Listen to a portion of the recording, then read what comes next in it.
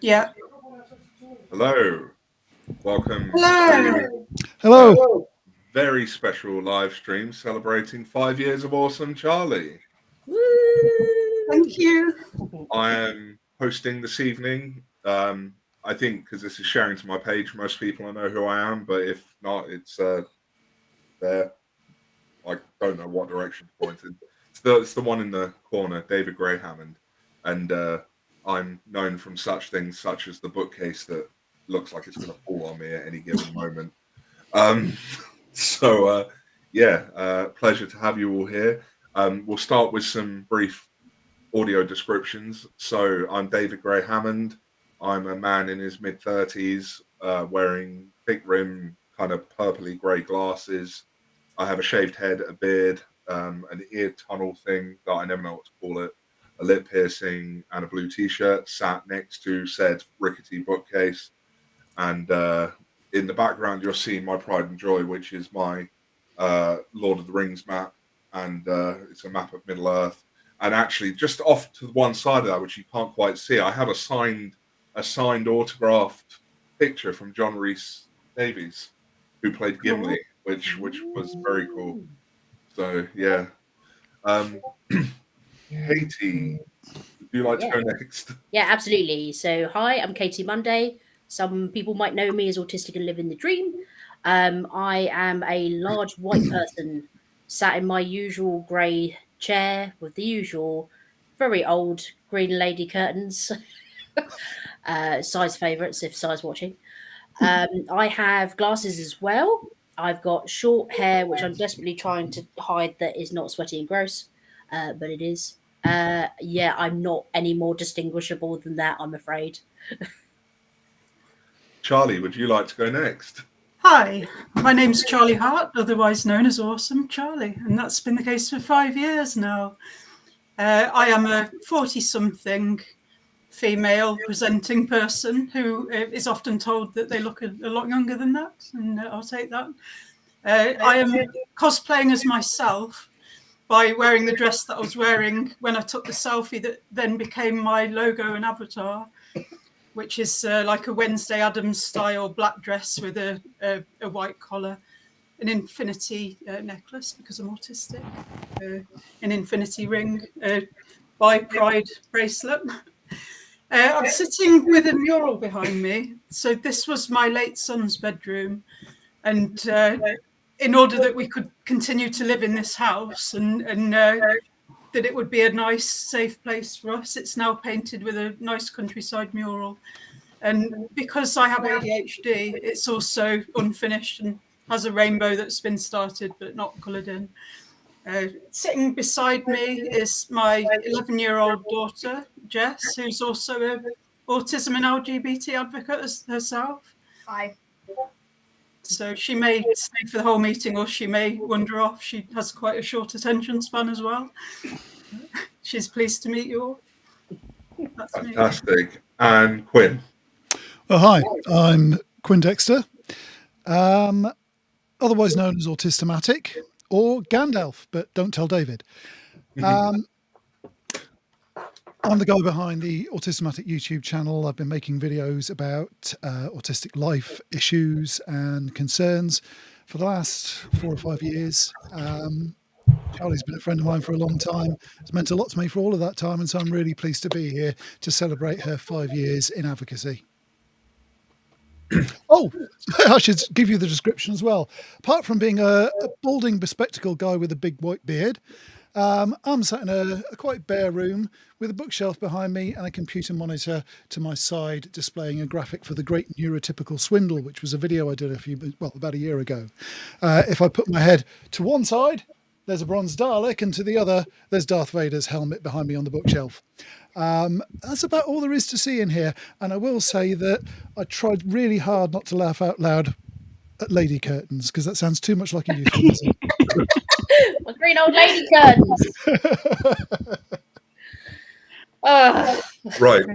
One of the things I love about Quinn is that we have a shared sense of humour. We had a whole hashtag going about actually autistic humour for a while. We both like to book the stereotype that autistic people don't have a sense of humour. Oh God! Especially when you see how many comedians have, in the last year or two, have discovered their neurodivergence or have been open about it. Yeah. I honestly think that comedy is an area that an awful lot of autistic and otherwise neurodivergent people gravitate towards. But Absolutely. that's a discussion for a different time, because we're going to Yeah. talk about you and what you've done. Okay, I've just adjusted some of the sound settings because people were hearing a reverb. Can everyone hear people okay? I can, yeah. I've just put in my headset in because Bobby said there was an echo, but now Jess can't hear what's going on, so she might slope off. But Okay. yeah, I can't hear an echo now. Can anybody else? No? Yeah. Okay. Yeah. Right. Well, hopefully that sorted it. Oh, hi, Anyway. Trish. My friend Trish, who is one of my oldest Twitter friends as well, and an autism advocate really near to where I live, has just joined. Okay. So, Charlie, I think you wanted to take part in a little nostalgia, did you not? Yes. So after work today, I was having a flick through my really old tweets on my Ausome Charlie Twitter account. So I had been on Twitter longer, but I formed this Ausome Charlie account exactly 5 years ago because I realised that I was autistic and I wanted to learn more about it. My frame of reference for autism before that point was my high needs autistic brother who's got learning disabilities. So I grew up with him, and then my stepchild as well, who was very young, was Ryan's here, my friend in California. Um, my my stepchild was identified autistic at about the age of 5, but his communication differences were a lot more pronounced than mine. So it never occurred to me that I might be autistic, even though I'd struggled growing up, and particularly at university, and then had a real check work career, never fitting in, but I didn't really know why. I knew I was different, like from another planet at times, away with the fairies and in my own world, but didn't know why. But when my son Iggy was identified as autistic and the pennies dropped and I thought, oh, I am too, I went looking on Twitter and I found the actually autistic hashtag. And that's where I met a lot of my friends that I've stayed with over the years. I also met some really militant people on both sides of the spectrum. So people who were very happy, clappy, evangelistic. Oh, autism is a superpower, and we love being neurodivergent, and don't call us disabled. You know, real extreme opinions there. And then on the other side, there was a movement at that time. It seems to have disappeared off the face of the earth now, but there was a movement called the Neurorealists, jokingly referred to as the autistic dark web. And I used to listen to what they said as well, so that I was getting a more balanced argument. And I've always been quite moderate and quite in the middle. Autism to me, it's very much dark clouds and silver linings. So there's difficulties and there's advantages and joys and things I love about it as well. But I just met so many different people and saw so many different perspectives and really began to understand myself. Over the years, then I got involved with organisations like Autistic Inclusive Meets. So I met Emma Dalmain quite early on, and she was quite an inspiration to me. And she was the first I saw of autism activism, where she was out there fighting against quack cures and ABA and that kind of thing, and a real inspiration to me. But then I also found out about neurodiversity in business and in the workplace and in universities and about inclusion. So that's where I started to link in, because I work in HR and I have done for 25 years now. This is how I could differentiate. I could learn about how to help make workplaces inclusive for autistic and otherwise neurodivergent people, and then put pressure on organisations, both my own organisation and the members that we supported at that time. So quite a big scope. I could influence them to design inclusive policies. So that was really my in. So I've kind of gone.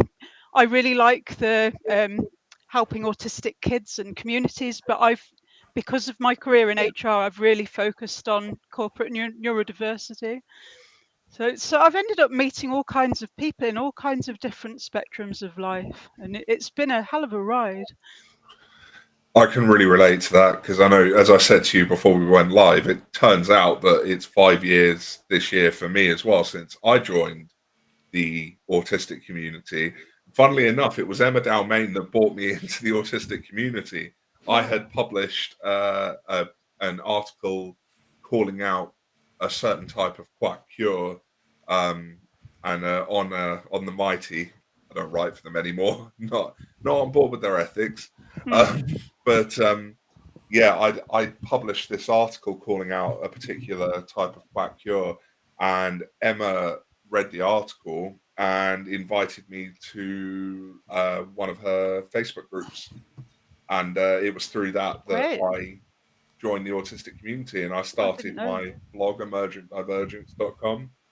And like you, I heard a lot of different opinions from a lot of different people, kind of forged my own path, and now when I look back, bearing in mind that 5 years ago I was 2 years sober, I'd been out of the psychiatric hospital for a year. I was in a really weird place, to be honest. It was kind of mind blowing to discover all these other autistic people because I had been really full of ableism until I met other autistic people, because unfortunately, diagnostic services don't go, you're autistic, here's where you'll find the other autistic people. What they do is they go, you're autistic, do with that what you will on your trot. And it's such a problem, I think. Yes. But no, thanks to Emma, I found the autistic community, and as I said to you, I think I was one of your OG followers because really, I started following you.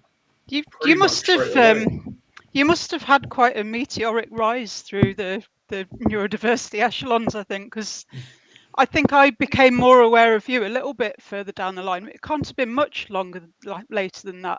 But you were already an editor at Neuroclastic or the Aspergian. I was at the time, yeah. And then I went on to be their chief operating officer for a bit. You've got a really prolific Facebook page. Yeah. And what I was particularly interested in was your writings about addiction and the interaction between neurodivergence and addiction, and also psychosis. That was all really interesting to me. I have definitely got an addictive personality, and have been really prone to self-medicate and over the years. So at the time, I was, shall we say, an alcohol enthusiast, and I was trying to nip that in the bud due to family history, among other things, and for health reasons. So your writing has always been really hitting a lot of things home for me. And even now, I read new things all the time that you post, and I read about meerkatting the other day. You and, was it Dr. Tanya? Well, not Dr. Tanya. She's doing her MRes at the moment. But, but Tanya came up with the concept of meerkatting, and we've been writing about that and atypical burnout and the burnout to psychosis cycle, particularly amongst the ADHD community, because we sort of, in our professional work, we both work with, we're both autism professionals. It's a really clunky way of putting it, but we have found that when you see autistic and ADHD people, like that intersection, there seems to be this very particular form of burnout you see, and we've been talking about it for a long time, and we decided it was time to start getting that information out there, and it seems to have gone down pretty well. We were really helps. Take it, but lots of people got this. It really helps me make sense of some of my own behaviours. So I've been through phases, usually when the pressures of work and family life are colliding. So say I'm under pressure at work, but my kids are struggling as well at the same time, and I've got a need for control, so I'm trying to manage all these things and make sure everyone's okay, and I will burn out then. But also I have CPTSD, which for anyone that's not sure what that is, it's a trauma response that's caused by a series of different traumas rather than one big bomb, kind of like shell shock. It's accumulation over time, and not many autistic and ADHD adults will get to this stage in their life without going through a lot of trauma. We're vulnerable to abuse as well as addiction, and struggling with relationships and education and work, and there's all kinds of reasons. But so a lot of us have CPTSD, and one of the things that causes is hypervigilance. So we can have a heightened sense of threat when we're feeling like that. And so I have gone through phases, months even, where there's somebody who I don't feel safe around at work or wherever. And so I've been in a constant state of high alert and screenshotting things and making notes of conversations. And yeah, I can really relate to the meerkat analogy there. Yeah. So one of the things I really love about this community is how we all talk to each other and bring different perspectives, and everyone has got slightly different views and ideas, and they're like a big, beautiful jigsaw puzzle, and they all come together. And we don't have to agree with everything, but we take the pieces that do fit, and it helps us make sense of our lives. Yeah. But I think that's the thing. We are all so very different, despite all the things that we have in common, all the experiences that we talk about that have other people going, yeah, I do that too. Because we are all so very different, we are all going to see different things in each other's experiences. We can't all relate to the same things, but what we do have is a general direction that we're all headed in, that we all relate to things. I've just been working on something about PDA recently. I did a video about PDA a month or two ago, and I've got a follow-up coming up soon. And one thing that becomes very clear from that, from my own experiences and that of all the people I've spoken to, is how the very hypervigilance that you just described there, Charlie, has such a huge role in PDA for a lot of people. I know in my case, I'm so desperately worried about disappointing people that I will make their lives a misery just to avoid having failed an obligation. But we don't see that. It's hypervigilance. I was so worried about disappointing people. I go that way. There's so much of it there. But when it comes down to it, yes, there is so much difference between us that nothing that we come up with, nothing that we discuss is going to work for everybody, but we are going to pick up a lot of different things and share them. I think that's really important, because there is no singular definition of autistic experience. And anyone trying to, like, there are ideas of the things we have in common, like monotropism, we can all sort of relate to that, but we have our own way that we relate to that, but you can't go, this is every autistic person's experience, because we are human beings, like everyone on the planet. We're individuals. Like, no two brains are the same, and that's the whole point of neurodiversity. And we're sometimes vulnerable to similar mental health challenges and traumas and abuse, and so we recognize each other. It's all very different, but sometimes the paths intertwine. So, Katie, you've been around the autistic community for a little while now, haven't you? Yeah, a little while. It's funny because you both said about Emma. And Charlie and I actually didn't meet through Emma. No. We met in her comments, didn't we?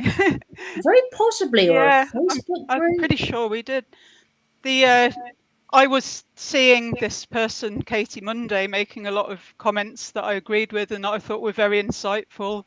And they were agreeing with some of mine, and we ended up talking to each other. And then I suggested Katie would be a really good contributor to Aim for the Rainbow, which is the part of Autistic Inclusive Meets that specifically tries to make life brighter for people that are on the double rainbow intersection of neurodivergence and LGBT, which is something that Katie knows a lot about through personal experience and through supporting others, and through academic research as well. It's seems to have permeated every single aspect of my life, because why wouldn't it?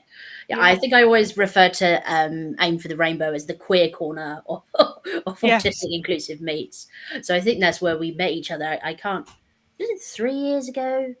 4 years ago? Something like that, yeah. I feel like I've known you a really long time, but yeah, it's not been the full 5 years that I've been around with this social media personality, but certainly most of it. But But, you're a big reason, and Aim for the Rainbow is a big reason that I not exist, because I existed anyways. That's my mother and my father, actually. But that I run Autistic and Living the Dream, because having conversations with you and then you saying, actually, I'm really interested in your work, was the first time Yeah. that somebody said to me, oh, I'm really interested. That wasn't like friends, family. Was the first person online who said to me, you've got some really interesting things to say. Yes. And it's funny how such a, what could be considered like quite a throwaway comment actually plants a little seed in somebody. And I think that's a massive part of advocacy that people take for granted almost. Great. Because as we all know, the whole point of advocacy is not that I tell my story, that David tells his story, or Quinn or Charlie tells their stories. It's a little bit of that, but it's about sowing the seeds in other people and empowering them to also share their stories in however way is safe and appropriate for them to do that. So Yeah. yeah, I remember telling you I thought that you should have your own page. What I didn't expect is it would grow exponentially and be way bigger than mine. Fair play to you. Send some followers my way. I found out this week I'm officially a micro influencer on LinkedIn because I've got 5,000 followers, but I'm not quite at that level on Facebook yet. that's good though. I mean, that's a big following on LinkedIn. I was about to say I might be doing, slightly different with you and numbers on Facebook, but your LinkedIn is just beyond. And that's all to do with your work in kind of HR and stuff, and the things you've shared around that have been really interesting and really useful for me to know about, despite the fact that I don't work in HR. It's about kind of actual inclusion in work, not just like equality and diversity and inclusion. Like a lot of my inclusion tips for the workplace, they're about allyship. So I don't think EDI is just the job of HR or even just the job of managers, but every colleague can make our lives easier and help us to thrive in the workplace. Everyone that doesn't judge us if we come across socially awkward or if we get carried away and dominate a meeting because it's about our special interest. Anyone that just accepts us who we are and doesn't expect us to mask and have professional veneers all the time. Anyone that doesn't mind where we work and whether we work in fits and starts rather than just solidly 9 to 5. Allyship is for everybody, and then we can all work together and everyone can thrive. Absolutely. And if anyone in the comments can throw the link to Aim for the Rainbow in there, I will pop it up on screen so people can visit it and check it out. Because I've written for Aim for the Rainbow, maybe once or twice, definitely. And I have to say, Katie, I think I've known you. We met with the Spectrum 10K stuff, didn't we? Yes. Because you joined you joined our boycott campaign. Yes. And we discovered we had a mutual adoration of Nick Walker's work and her neuroqueer theory. Oh, she's awesome. We started co-writing the neuroqueer series, and now we've just started a new one on autistic parenthood. Because because you and I both become parents in that time as well.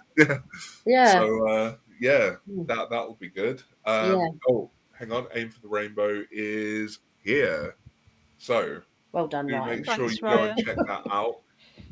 Because Ryan's one of my oldest Twitter friends as well, and one of my youngest Twitter friends. Can I ask a question, Charlie? Is Ryan the person who kind of helps sometimes, lends a bit of a helping hand financially, maybe every so often? No, that's Aaron. No, Ryan and I chat a lot in DM, and we've sent each other Christmas cards, and he sent me a Christmas mug one year with the what did it say on it? I am a what? Has he commented in the chat? No. it was a pun about Excel anyway. I still have it. So yeah. So, yeah, and Quinn, I've seen you about over some time now, but as I said before we went live, this is the first time our paths have properly crossed, isn't it? Like, I think it probably is. I've got a funny feeling we might have been on a panel sometime a few years ago, but we might have been. I've done a lot of live streams over the last 5 years, whereas I haven't. It's not something I do a great deal of. I'll be honest with you. I've always, and still do, always found social media to be a bit intimidating.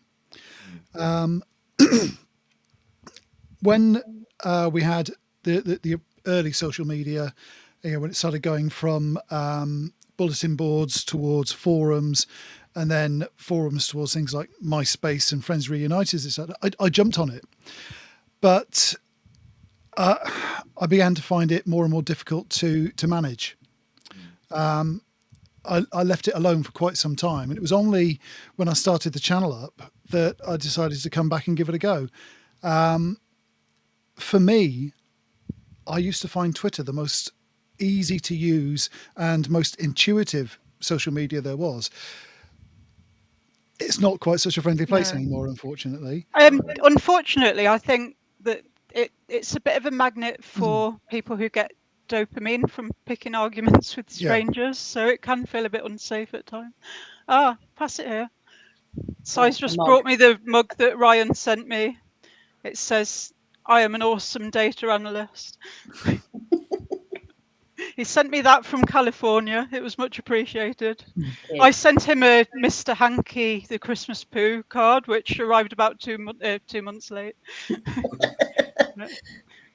So yeah, I have to agree with you on Twitter. I remember because Twitter I joined quite early, and one of the first things I've noticed one of the first things I noticed was, like you said, it's intuitive to use.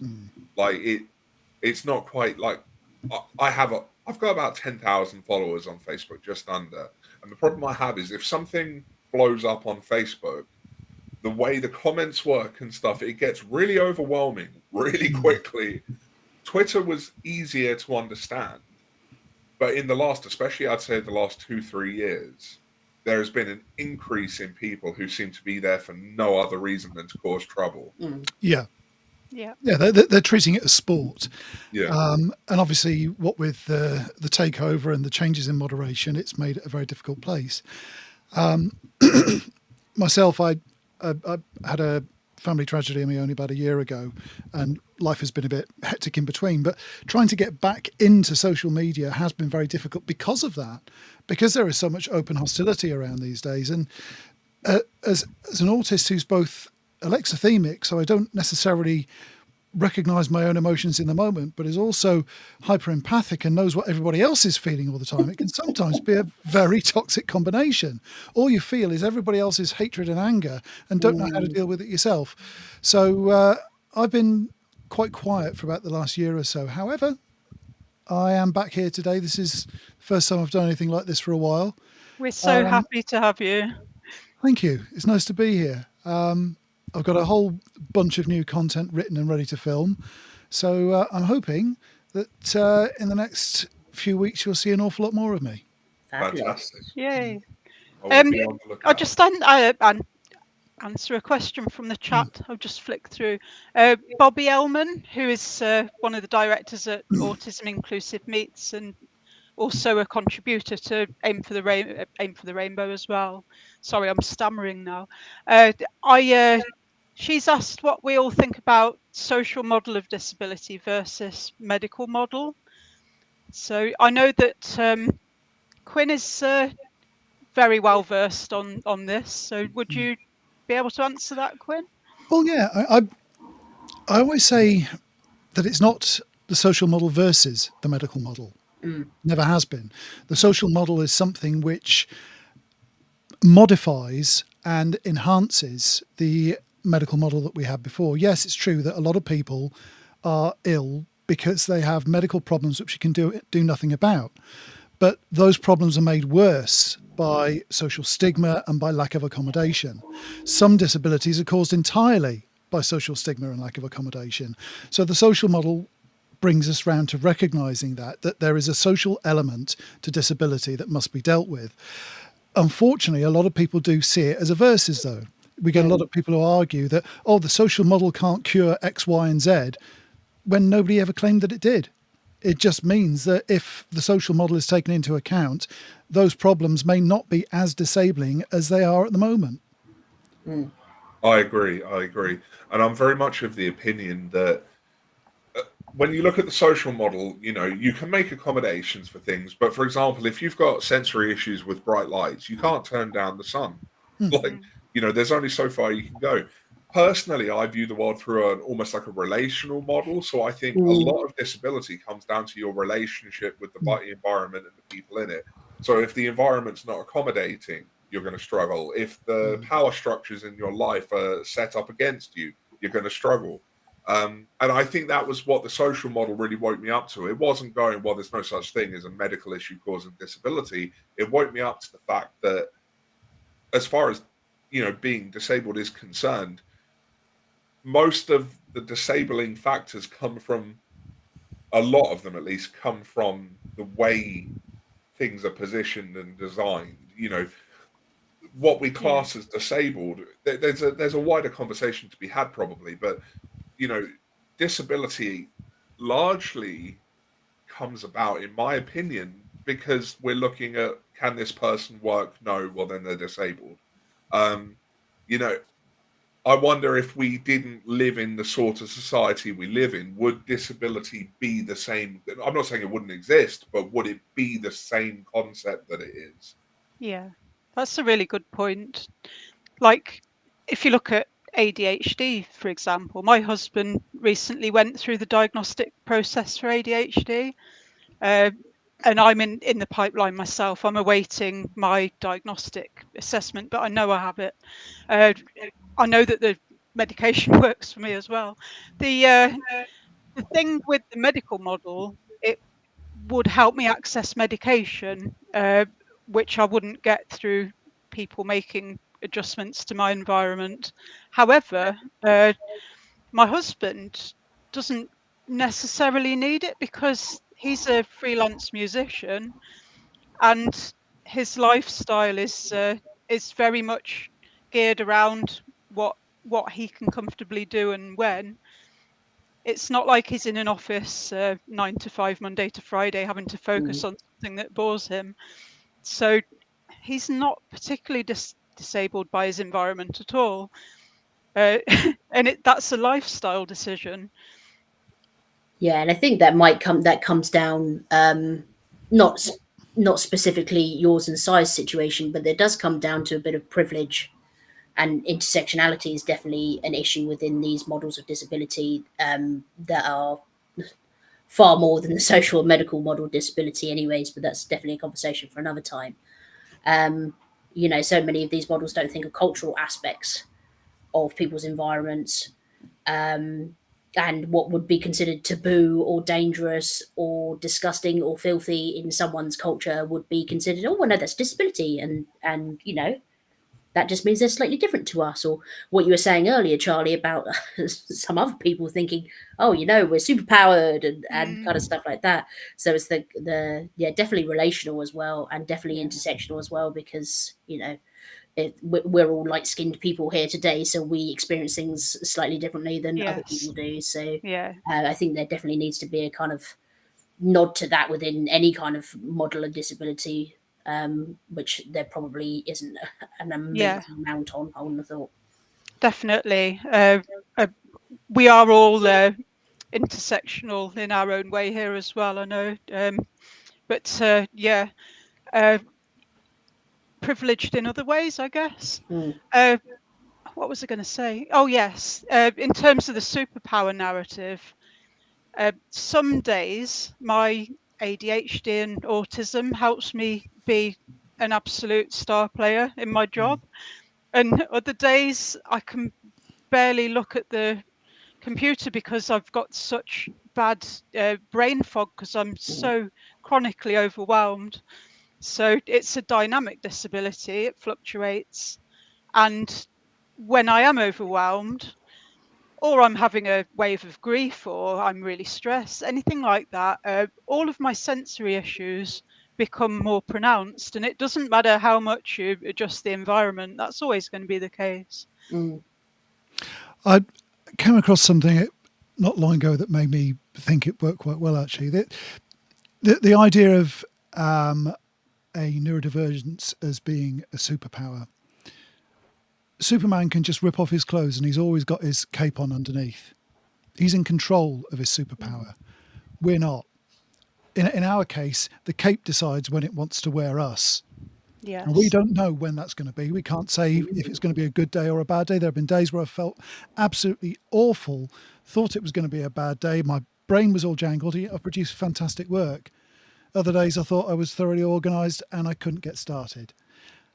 It's not up to us to decide, but when it does work, my God, we can produce some amazing work, or we can learn things that we never thought we could. We could gain insight. We could be the most sparkling person in the room. Those moments when our abilities come to the fore are wonderful, but no, we don't control them, and that's why I can't see it as a superpower in the way some people do, but I accept that it can be. I view it very much as a neutral state of being. It's not good, it's not bad, it just is. Like, I'm neurodivergent. I'm going to have good days, I'm going to have bad days, and they're all going to be related in some way to my neurodivergence. And certainly, yeah, there are days where people are going, wow, the stuff you've done is amazing. There's also days when people are going, David, you haven't showered in a week and you have failed to operate a washing machine without causing a small house fire. Like, not saying the last house fire I caused was actually a bin, but and it was an accident. Yeah, the last one. It was actually only 2 days ago. Don't worry, the fire brigade were very understanding. There's a question in the chat I'd like to address, if I may. Yeah. Moats Place the Page is asking, Charlie, what has changed the most for you in understanding your own identity in the last 5 years? So, yeah, it's been a really strange roller coaster ride, because I'd been struggling for so long with what I thought was cycles of depression and anxiety. I'd even gone to my doctor and said, I want to be assessed for bipolar disorder, because I have these cycles of depression. I've done everything I can to treat it. I always end up, it usually starts with a period where I'm really stressed at work and things are going on at home as well. I always end up needing time off with depression. You guys always try and give me antidepressants, but I want to get to the heart of the matter, because I bounce back strong and I'm hyper productive. But then the next time there's a project with conflicting demands or a clash of work and home pressures, it just happens again, and I'm back, kicked down that hole again, depressed again, and I feel mad. I think there's something wrong with me. I really don't feel like this isn't normal, and it can't be just treated with medication. And basically what I was experiencing was cycles of burnout and rest, and then bouncing back, so I'm pretty resilient. So after autism diagnosis, I thought I could identify the triggers that cause that burnout, and that I could then avoid burnout and depression. So I went through a phase where I was on top of the world. I got a new spring in my step. I thought that I could manage my mental health perfectly, that I could advocate for myself and my needs at work, and everything would be fine, and that my life would be happy, and I'd be completely fine and dandy from there on in. I got into autism advocacy and started doing presentations at work, which I really got a buzz out of, and got loads of good feedback, which really gave me a dopamine boost. But then my eldest son really struggled. He started high school. He had a few problems with friendship groups in middle school, but when he started high school, he started with really severe anxiety. so around that time that I was starting to get into neurodiversity presentations, he was having a really tough time. Not really talking about it though. He and I would go on long country walks, and I thought he was basically okay. Didn't even take time off school. He even said he liked school. He kept going, planning for the future. He was training for a D&E expedition. He'd got his work experience lined up, looking forward to the next Marvel Avengers film coming out. And big trigger warning here. We thought he was okay, and actually he wasn't. So a trigger warning for suicide and child death. The same week that I was being happy flappy Pollyanna neurodiversity advocate, talking about how my autism benefits me in the workplace and how employers should employ more autistic people. At the end of that week, my son couldn't take it anymore, and he found the way out. And that changed me completely. Had a lot of support from my online friends as well as my in real life friends and family and colleagues.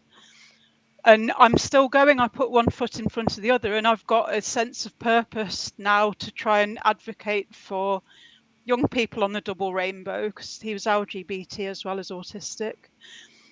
But it did change me, because it made me understand that not everybody can look on their autism as being a positive thing and embrace it in that way. To some people, it brings challenges that they feel are insurmountable. And for Iggy, it wouldn't have been insurmountable. I would have loved to have seen if he could have hung on in there and got through and reached adulthood.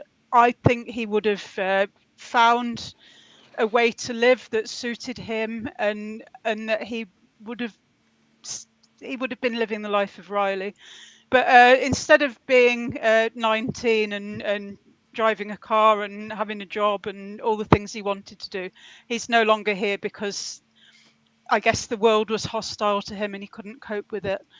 So I'm sorry if that really upsets anyone, but that's the biggest thing that's changed my outlook.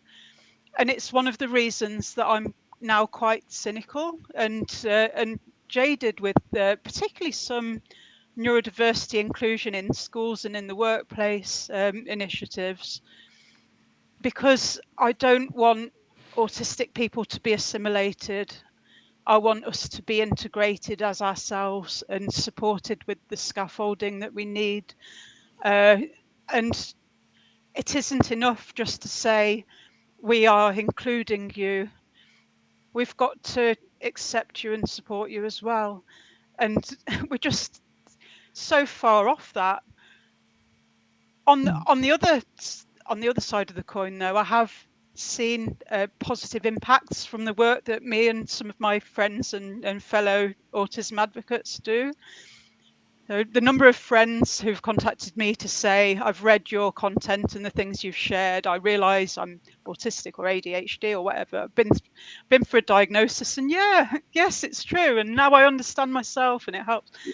But these are older people generally, and it's still really tough for high school kids. It is. And I don't have the answers, but I do know what it's like to work in a workplace that's supposedly inclusive, that ticks all the boxes for inclusion, but isn't quite there in making it a psychologically safe place to work for people with differences.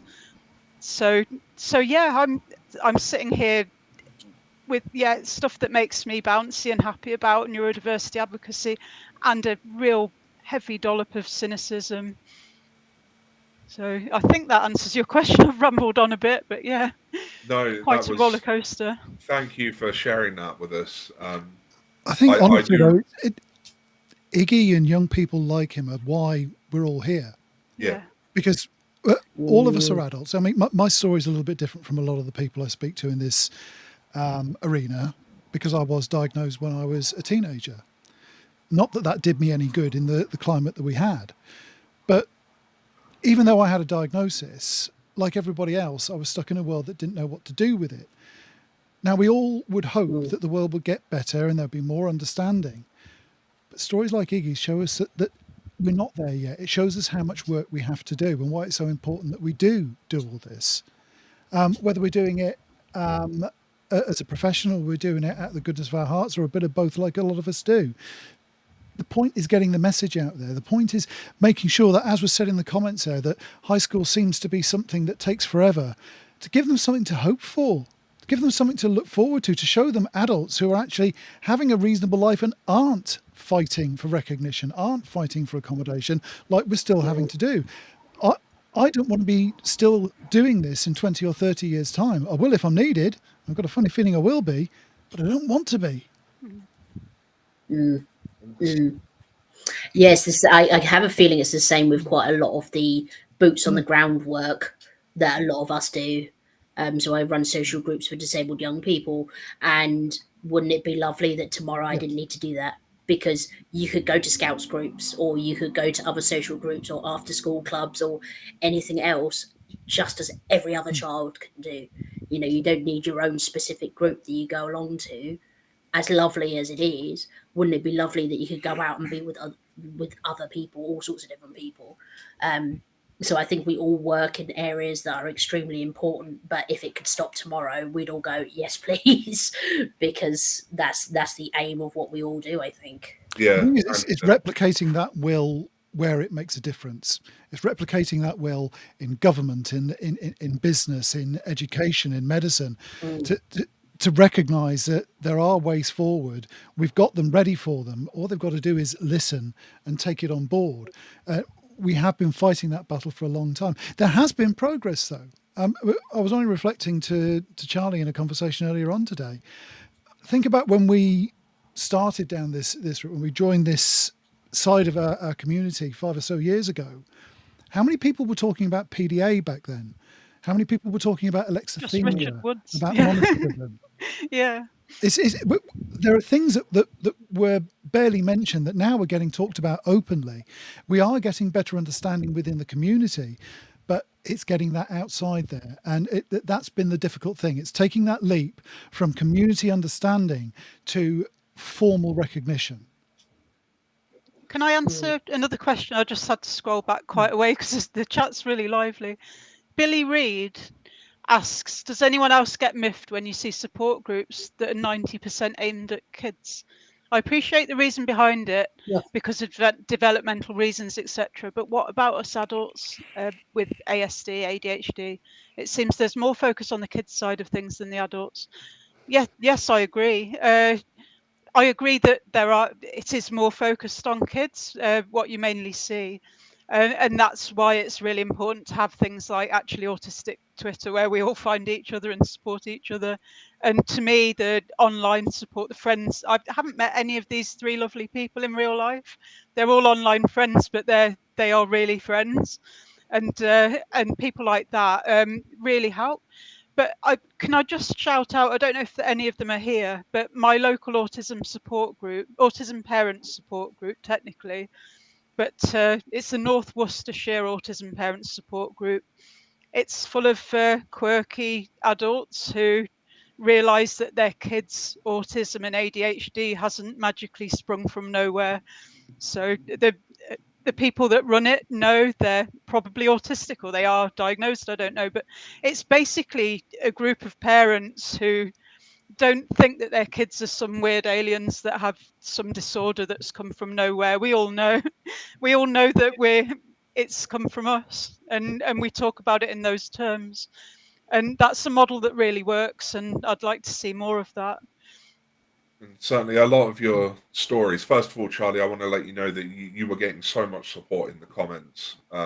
So thank you for sharing that. I know I'll have a cry later because alexithymia. Have a cry. We need to sometimes. I know for me personally, you know, I was the autistic kid who struggled, and cams were useless. Hopefully someone can pop the petition that Emma Dalmain's running in the comments, because if cams had done their job, perhaps I wouldn't have wound up in my 30s, 7 years sober from drug addiction and with a diagnosis of schizophrenia. But, you know, I don't think I've ever said it publicly, but I'm not afraid to say that even just a few weeks before I decided to get sober, my mother, my sister, and my friends sat down to plan my funeral because no one thought I was going to make it. And it wasn't because they didn't have faith in me. They just didn't think I could cope with the world. And it took everything I had to drag myself out of that place. And I don't really, people always go, well, what changed? What made you want to get sober? Something just changed. I didn't do anything per se. I just decided I wanted to live. And not everyone gets that moment. And that's why I do the work I do, because I know that actually, perhaps if someone like me had come along and said, like, yo, this isn't your fault, like, I might have had that moment sooner, or someone else who's not getting that moment might have that moment. You know, I don't do all this blogging and Facebook stuff because I like the attention. I do it because no one should have to go through the stuff that so many of us have been through. That's why so many of us do this work, is because we want a better world for the people that come after us. And as we've all said, I think I would love to wake up tomorrow and not be needed. If I woke up tomorrow, everything was fixed and there was no point in doing what I do, I would be over the moon. I would go about my peaceful life and live happily. But that's not an overnight thing. It's not an overnight thing. And I'll keep waving my flag until people start following it, because our kids deserve a better world. I hope that when we role model being open about our challenges, that other people will do likewise if they feel safe to, especially in the workplace and in schools. I don't think there were many positive, visible role models for Iggy with his double rainbow intersection. And I certainly don't see that many of them in the workplace. But I did notice when I started talking openly, I'm acutely aware I had a position of privilege, I should say, because I worked in HR. I know my employment law. I know how HR deal with discrimination claims and things like that. I know how they deal with reasonable adjustments. So I had the inside knowledge, but it did mean that I could stand up and talk about my needs and my challenges, and that other people then could as well. The last thing I would do, though, is stand up and say to people, unmask, you'll be fine. Because you first have to have the psychological safety culture, and the organisations need to prove that they can basically do what we need them to do and support people where it's needed, appropriate, tailored support. And it's just not there yet. Schools, I'm not even going to go there because I don't work in education. I made so many mistakes with my own kids. But yeah, I'd really like it to massively change for the better, because it really needs to. Well, I think what you just said there, Charlie, about being told to unmask, it is not easy for a lot of people. I mean, I'm currently in the process of leaving a job I've done for the last 15 years with a large company. The site I've worked on, there are 300 employees, and as well as myself, there are 6 other autistic employees I know of. And yet I was the only one who was out in the open, and then only because I was basically forced to be. But those others, they're scared.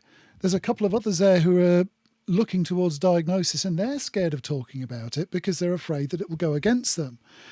And unfortunately, I've not been able to say, well, don't worry about it, because it is still a worry. It still is a genuine concern. But if you've got youngsters who are looking at adults who are debating whether or not to disclose because of what the consequences might be, how can they have any confidence in their future? It doesn't matter how happy clapping and it's not a disability we are about it. It's not going to change the future that they're facing. That's down to us.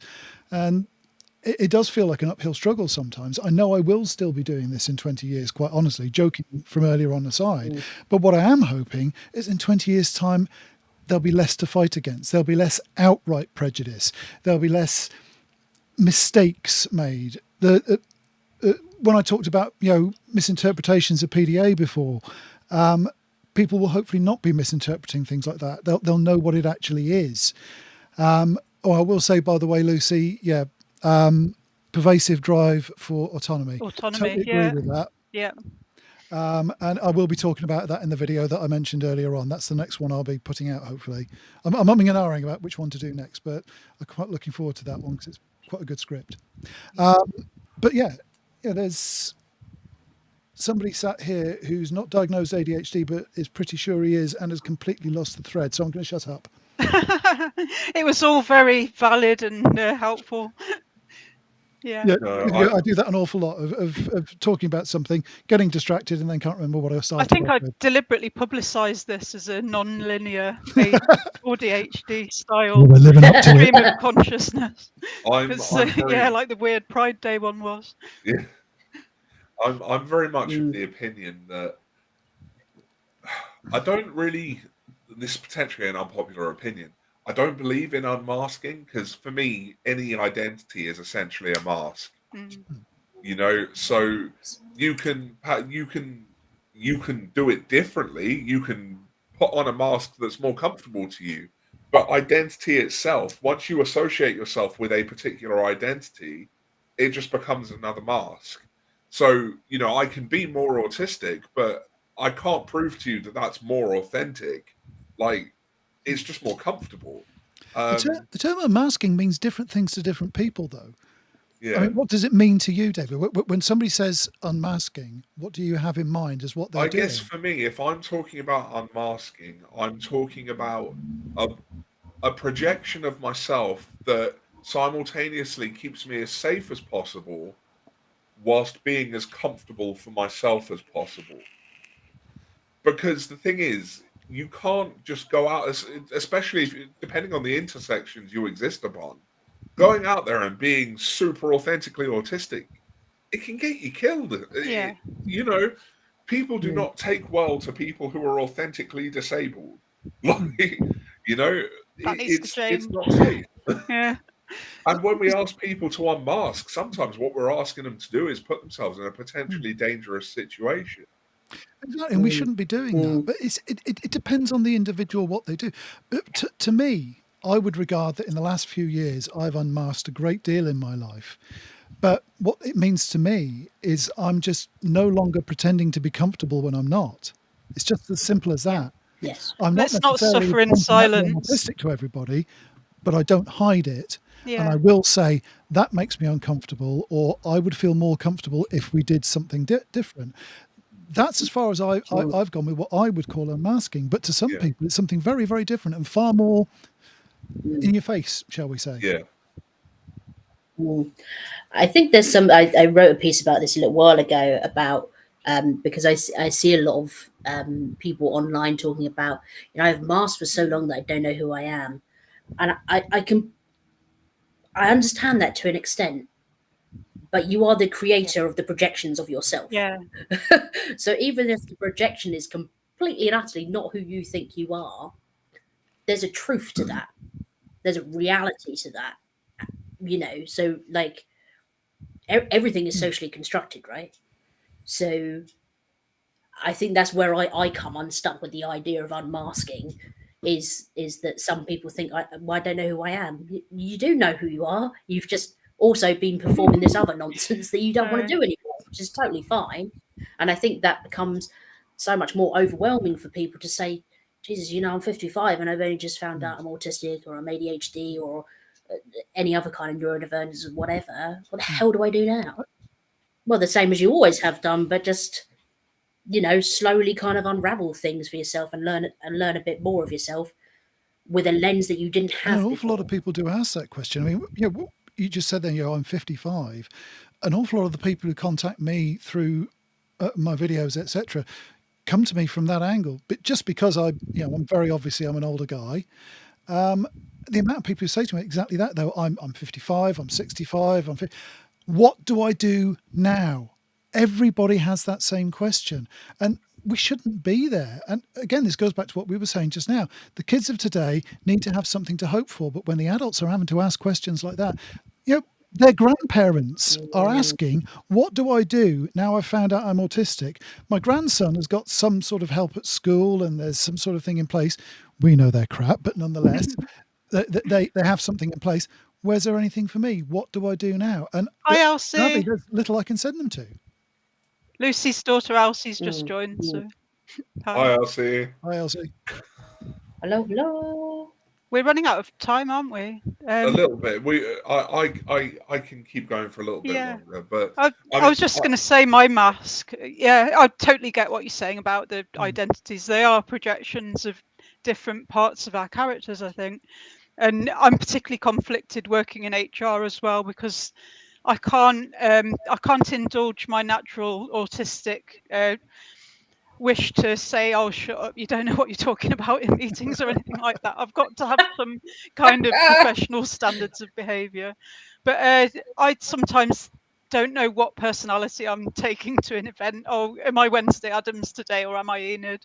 And sometimes I'm switching around between the two. And sometimes it's all too much, and I don't want to be under the spotlight at all, and I'm sneaking off early. So Elsie's giggling. Yeah, the Wednesday and Enid memes are really pertinent to me, because I do think Enid is the embodiment of my neurodiversity Pollyanna persona, and the Wednesday is the no, don't do this unless we've got adequate support. What about our psychological safety side of my persona? So I'm all wrapped up in those characters. yeah. Well, I'm aware we're starting to run out of time, so I thought perhaps to finish off, it might be nice if we just had a brief thought about some of the lessons we've all learned that might be relevant to people who are interested in that sort of public advocacy that we've done. And Charlie, it's your celebration, so would you like to go first? Yeah, absolutely. The biggest thing to learn is don't feed the trolls. If you've got somebody who is just there to bring you down and argue with you and make you look small, to help nobody but themselves, they are a troll. Do not engage with them. Don't do massive threads where you moan about them or anything like that. Don't feed them. Just pretend you don't see them. They will go away. They will not impact your life. As you get older, insults from trolls like water off a duck's back, and just remember that. Keep going. Keep being true to yourself, and yeah, don't feed those trolls. Quinn, do you have any nuggets of wisdom for us? I think, however dim and distant that little mote of hope may be, it's still there and you can still reach it. It's just going to take a long time sometimes. There's more love and kinship and friendship and generosity of spirit and labour and thought in the autistic community than I've seen anywhere else in my entire life. There are a lot of good people out here. There will always be people who try to drag us down, whether they're from within or without. But that kinship is there, that sense of family, of brotherhood, of solidarity and working to a solid purpose. And all the people on this panel and most of the people that are watching it are part of that group. Advocacy is not just us, it's everybody who does something positive towards a better future for neurodivergent people. Very wise words. Yes, of course they are. This is the gander. Quinn, The the beard, autistic elder with his beard and stuff. Yeah. Katie, share some wisdom with us. Why did I have to go after Quinn? I was going to say actually something very similar, and I'm not just saying that. Well, just go and reinforce it. I think there's an idea that advocacy has to be online advocacy. I'm talking about here, that it has to be that you reach X amount of people, that you're on this platform and that platform and this platform, and you have to have video content, and you have to do this and you have to do that. And I see quite a lot of people online actually apologize for going quiet for periods of time. And I just think you don't need to apologize. What you're doing and what you're giving of yourself is free. You're giving that freely. So when you don't need to apologize for that. You don't need to feel sorry for that. You don't need to feel ashamed for that. And to add to Quinn's point is that, advocacy is in the small stuff.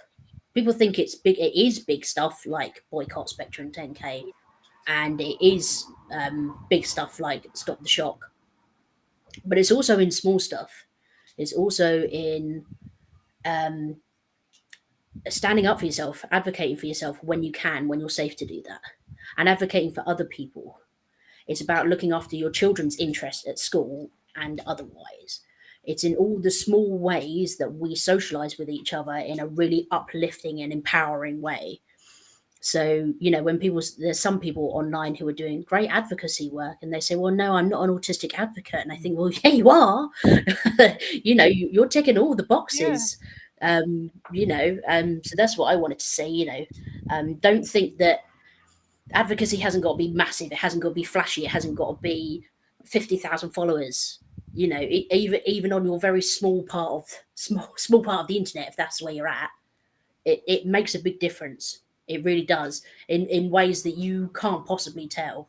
And you might not tell today, and you might not tell tomorrow, but in 20, 30 years' time, when our jobs get a little bit easier, that's when the fruit of our labours These come. points are all leading into each other really well, because I was going to say, for me, it's very much that, like, you can look at pages that have tens of thousands of followers and think, wow, look at all the good work they're doing. If your work has changed even one person's life for the better, if your work has given just one person an idea that there is a hopeful future for them, you're doing really well. And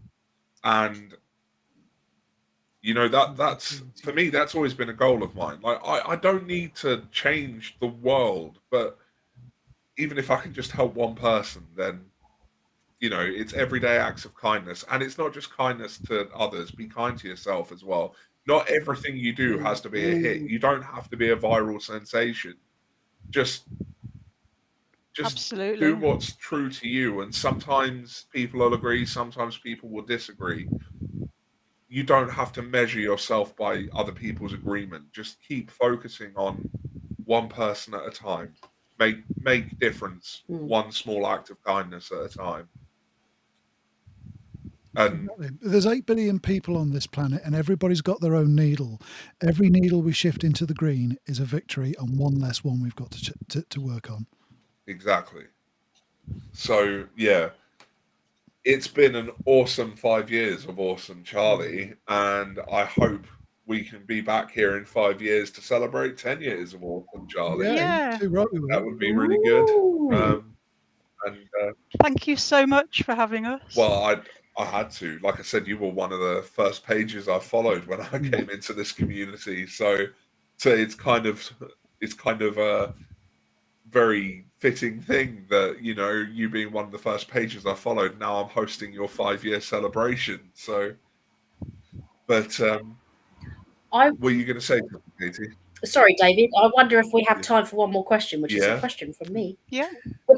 So, Charlie, we know what you've done over the last 5 years. What you got planned for the next couple of years? Oh, yeah, that's a really good question. So last summer, I'd left a job that I'd been in for 17 years.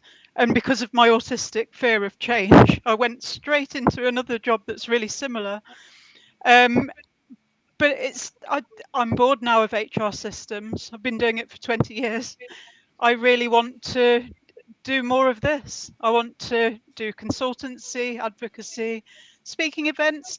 Who knows, maybe I could be a keynote speaker at conferences, maybe TV. There aren't any TV shows about neurodivergence. Yeah, there's been some about ITV ADHD in the mornings.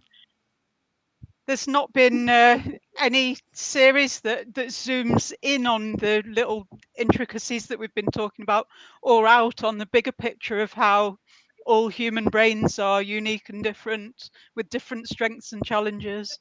So there's so many things I want to do. I want to write, I want to paint, so many things. I would love to write a semi-autobiographical novel.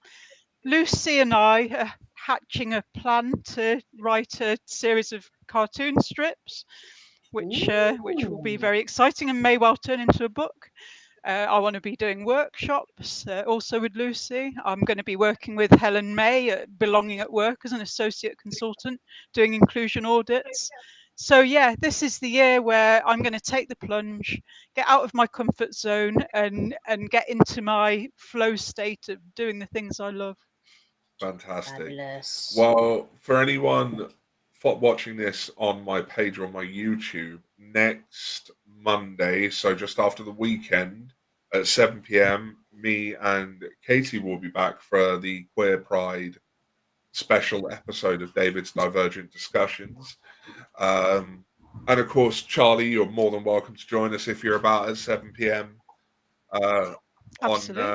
On Got it written Monday. down, And just double Quinn checking. as well, if you want to join us. You know, there's at the moment we've only got myself, Katie, and Tanya, so having a couple of extra voices might be really good. So anyone, you know, who's about 7 Bobby, p.m. next Monday, maybe? the 12th, Yeah. will be going live for David's Divergent Discussions. And that will also be going out as a podcast episode on Spotify, as well as, you know, its usual places on Facebook and YouTube. So it's been really great doing this. I've really enjoyed this live stream. Thank you to all three of you for coming on and joining in. And like I said, Charlie, here's to the next 5 years. So keep doing what you're doing. Fantastic. All right. And Thank you I know all. people in the comments were asking for a thread of pages.